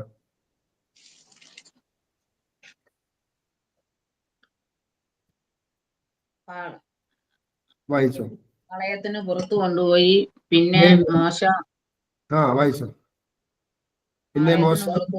പിന്നെ മോശ അഹരോനോടും അവന്റെ പുത്രന്മാരായ എലയാസാറോടും ഈഥാമരോടും, നിങ്ങൾ മരിക്കാതെയും സർവ്വസഭയുടെയും മേൽ കോപം വരാതെയും ഇരിപ്പാൻ നിങ്ങളുടെ തലമുടി പിച്ചിപ്പറിക്കരുത്, നിങ്ങളുടെ വസ്ത്രം കീറുകയും അരുത്.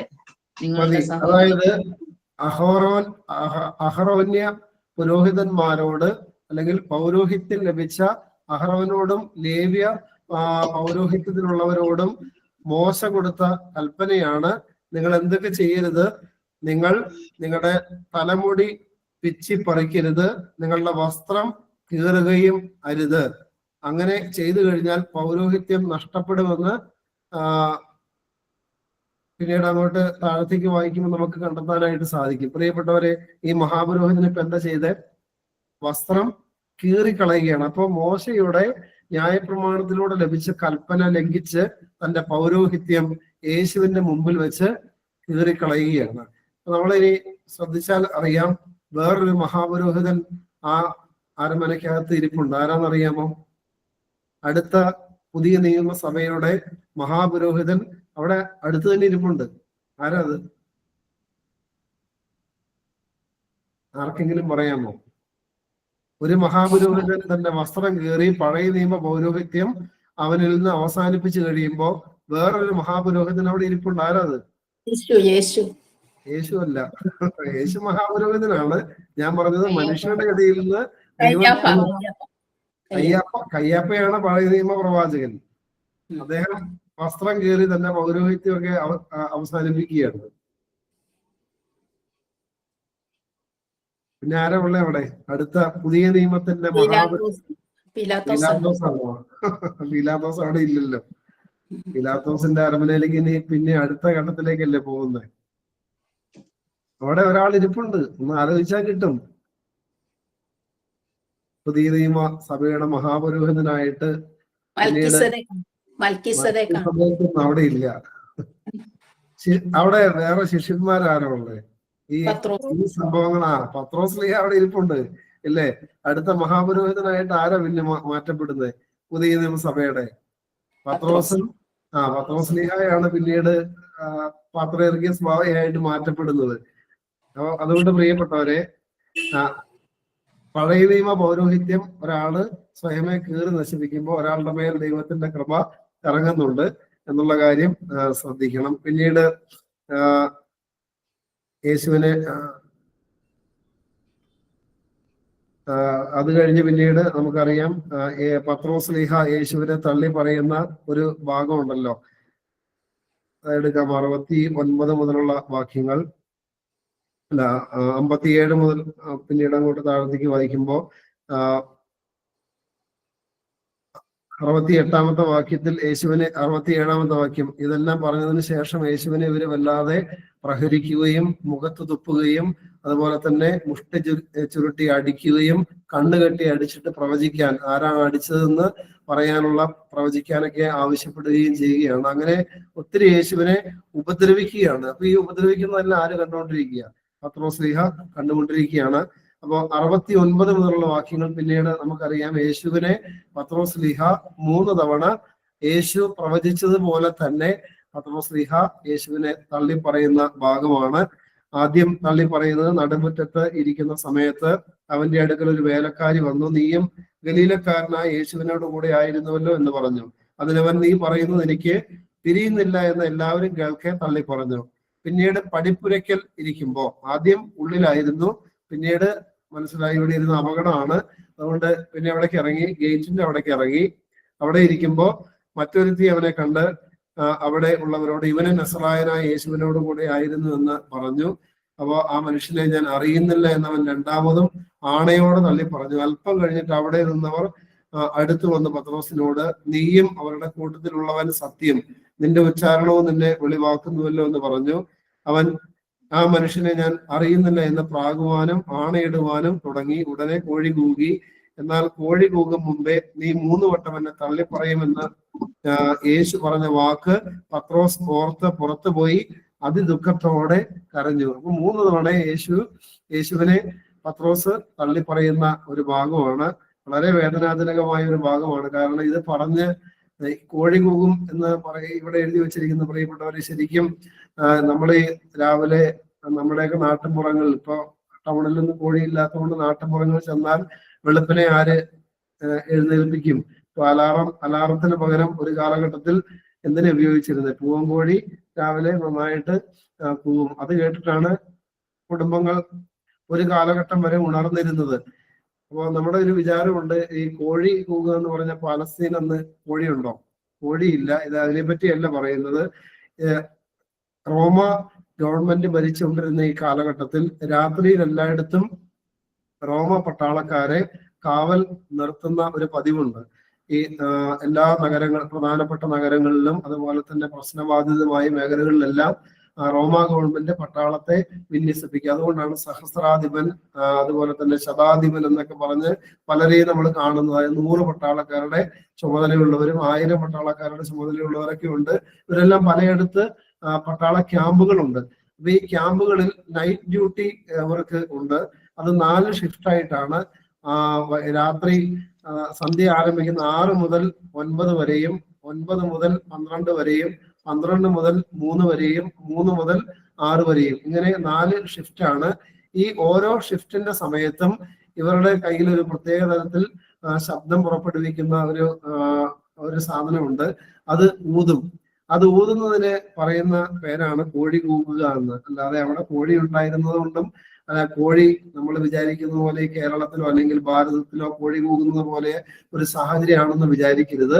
അങ്ങനെയല്ല, മറിച്ച് പട്ടാള ക്യാമ്പിൽ നിന്ന് കേൾക്കുന്ന ശബ്ദം. അപ്പൊ പുലർച്ചെ 3 മണിക്ക് അതാ യേശു ഉദ്ദേശിച്ചത്. രാവിലെ കോഴി കൂകുന്നതിന് മുമ്പേ നീ എന്നെ 3 വട്ടം തള്ളി പറയും. ഈ രാത്രിയിലെല്ലാം യേശു കൊടിയ പീഡകളിലൂടെ പോവുകയാണ്. അപ്പൊ 3 മണിയാകുമ്പോ അടുത്ത പട്ടാള ഷിഫ്റ്റിന്റെ കാഹളം മുഴങ്ങുന്ന അതിനെ പറ്റിയാണ് ഇവിടെ പറയുന്നത്. അത് കേൾക്കുന്നതിന് മുന്നേ യേശുവിന് 3 തവണ അദ്ദേഹം തള്ളി പറഞ്ഞിരുന്നു. എന്നിട്ടാണ് കോഴി കൂകി എന്നാറെ. കോഴി കൂകും മുമ്പേ നീ 3 വട്ടം എന്നെ തള്ളി പറയുമെന്ന് യേശു പറഞ്ഞ വാക്ക് പത്രോസ് ഓർത്ത് പുറത്തു പോയി അതിദുഃഖത്തോടെ കരഞ്ഞു എന്ന് ഇവിടെ രേഖപ്പെടുത്തി വെച്ചിരിക്കുന്നത്. അതുകൊണ്ട് പ്രിയപ്പെട്ടവരെ, യേശുവിന്റെ പീഡാസഹനങ്ങളിലേക്കുള്ള യാത്രയുടെ ഏതാണ്ട് ഒരു ആദ്യത്തെ ഒരു ഭാഗം ആണ് നമ്മൾ ഇപ്പൊ കാണുന്നത്. ഗത്സമൻ തോട്ടം മുതലാണ് യേശുവിന്റെ കൊടിയ പീഡാസഹനങ്ങളുടെ യാത്ര ആരംഭിക്കുന്നത്.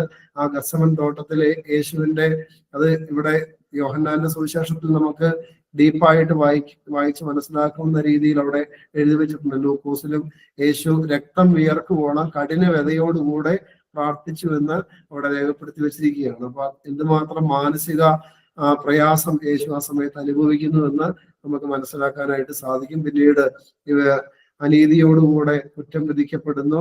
അത് മാത്രമല്ല, അടിക്കുന്നു, മുഖത്ത് തുപ്പുന്നു, കണ്ണു കെട്ടിയിട്ട് മുഖത്തടിച്ചിട്ട് മുഷ്ടി ചുരുട്ടി അടിച്ചിട്ട് പ്രവചിക്കാൻ പറയുന്നു. അങ്ങനെ കൊടിയ പീഡകൾ യേശു ഏറ്റെടുക്കുകയാണ്. ഇനി അങ്ങോട്ട് ആ പീഡനങ്ങളുടെ കാഠിന്യം കൂടുന്നതാണ് അടുത്ത അധ്യായങ്ങളിൽ നമുക്ക് കണ്ടെത്താനായിട്ട് സാധിക്കുന്നത്. അതിനു മുന്നേ ഇനി നമുക്ക് തീർക്കാനുള്ള 57-ാം സങ്കീർത്തനം. 57-ാം സങ്കീർത്തനത്തിന്റെ ഹെഡിങ് ഒന്ന് വായിച്ചേ. 57-ാം സങ്കീർത്തനം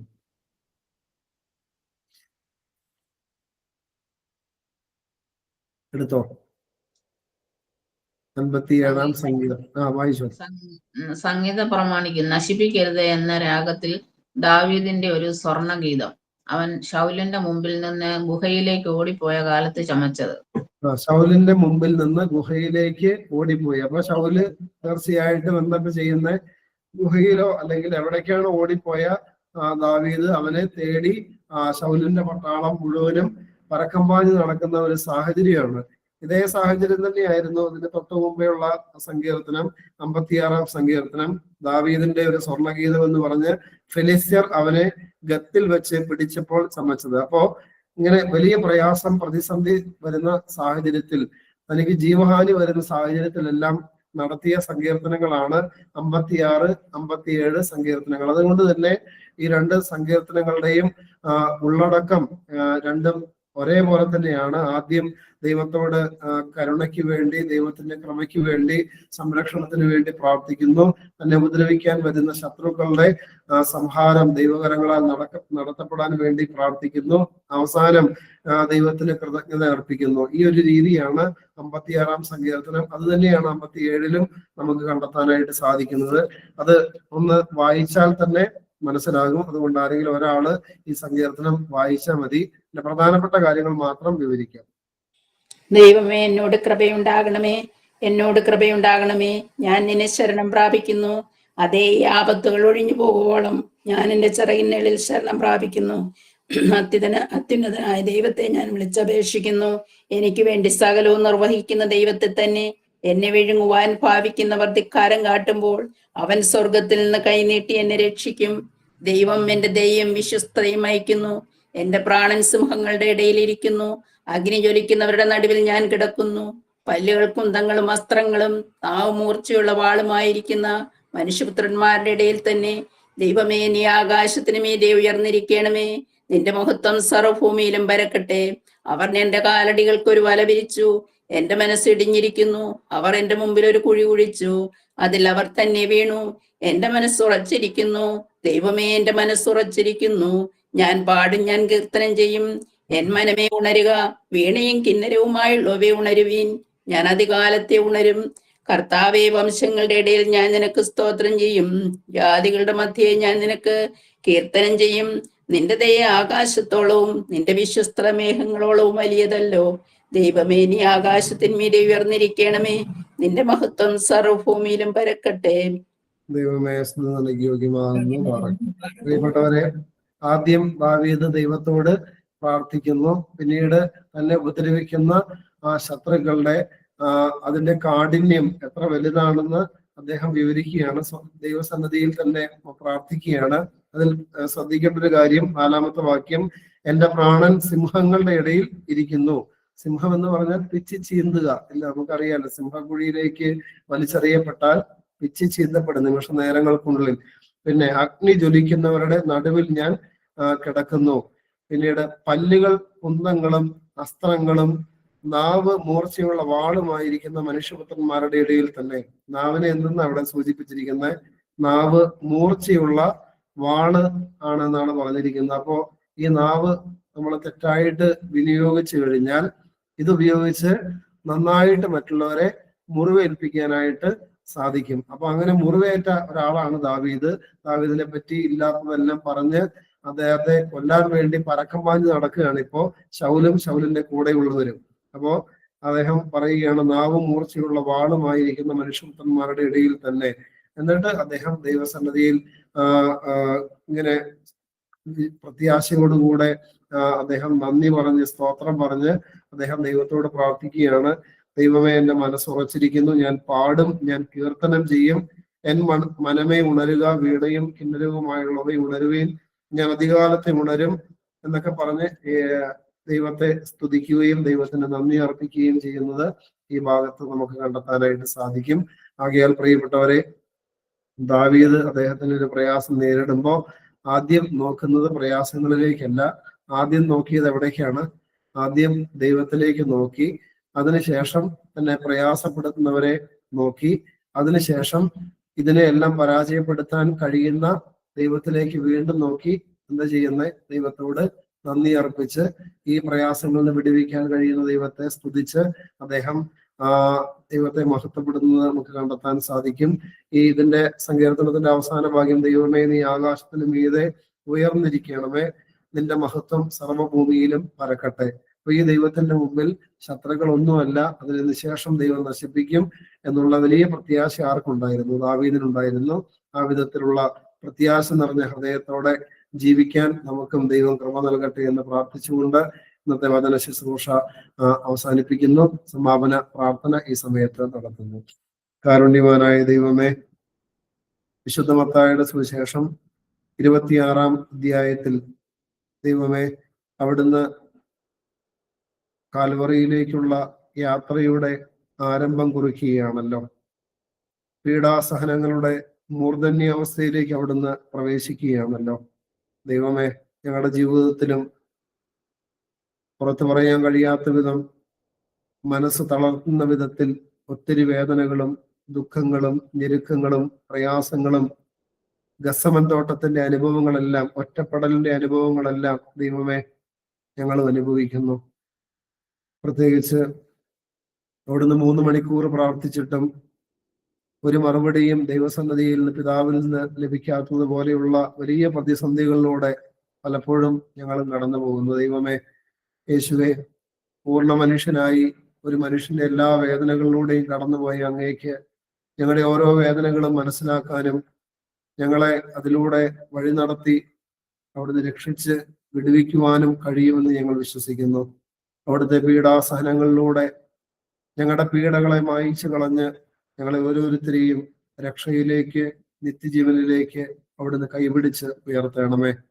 ദൈവമേ, ഒരു സ്ത്രീ അവൾക്കുള്ള സമ്പാദ്യമെല്ലാം വിറ്റ് വിലമതിക്കാനാവാത്ത അങ്ങയെ സ്വന്തമാക്കി. എന്നാൽ വിലമതിക്കാനാവാത്ത അങ്ങയെ അവിടുന്ന് ദാനമായിട്ട് കൊടുത്ത യൂദാസ് ഏറ്റവും വില കുറഞ്ഞ കാര്യങ്ങൾക്ക് വേണ്ടി അങ്ങയെ ഉപേക്ഷിക്കുന്നത് ഞങ്ങൾ കണ്ടു. ദൈവമേ, ഈ ലോകമോഹങ്ങൾ, ജഡീക തിന്മകൾ, ദൈവമേ, പൈശാചിക അടിമത്വങ്ങൾ ഇവയിലേക്ക് വീണു പോകാതെ അതിലേക്ക് ചായവുള്ള പ്രകൃതത്തിലാണല്ലോ ഞങ്ങൾ ജീവിക്കുന്നത്. അതിലേക്ക് ചാഞ്ഞു പോകാതെ ഞങ്ങളെ ഓരോരുത്തരെയും ഇവിടുന്ന് കരം പിടിച്ച് ഈ സ്ത്രീയെ പോലെ ഞങ്ങൾക്കുള്ളതെല്ലാം സമർപ്പിച്ച് അങ്ങയെ മഹത്വപ്പെടുത്തുവാൻ അവിടുന്ന് ഇടയാക്കി തീർക്കണമേ. ദൈവമേ, പത്രോസ്ലീഹ വലിയ അനുതാപത്തോടുകൂടെ താൻ ചെയ്ത തെറ്റിനെ ഓർത്ത് പുറത്തുപോയി വാവിട്ട് കരയുന്നത് കണ്ടാണല്ലോ ഈ അധ്യായം അവസാനിക്കുന്നത്. ഒത്തിരി കുറവുകളും ഒത്തിരി ബലഹീനതകളും ഒത്തിരി തിന്മകളും കർത്താവെ അങ്ങയെ തള്ളിപ്പറയുന്ന സാഹചര്യങ്ങളെല്ലാം പലപ്പോഴും ഉണ്ടായിട്ടുണ്ട്. പത്രോസിന് കൊടുത്തതുപോലെ അനുതാപമുള്ളൊരു ഹൃദയം ഞങ്ങൾക്ക് ഓരോരുത്തർക്കും അവിടുന്ന് തരണമേ. 57-ാം സങ്കീർത്തനത്തിൽ വലിയ പ്രയാസത്തിൽ, പ്രതിസന്ധിയിലായിരിക്കുമ്പോൾ ദൈവമേ, അങ്ങയിലേക്ക് നോക്കുന്ന ദാവീദിനെ പോലെ ഞങ്ങളെ ഓരോരുത്തരെയും ഞങ്ങളുടെ എല്ലാ പ്രയാസങ്ങളുടെ മധ്യേ അങ്ങയിലേക്ക് നോക്കുവാൻ പഠിപ്പിക്കണമേ. അതായത് പിതാവിന്റെയും പുത്രന്റെയും ജീവനുള്ള പരിശുദ്ധ റൂഹായുടെയും നാമമഹത്വത്തിനായിട്ട് തന്നെ ആമേൻ. ദൈവം നിങ്ങളെല്ലാവരെയും അനുഗ്രഹിക്കട്ടെ.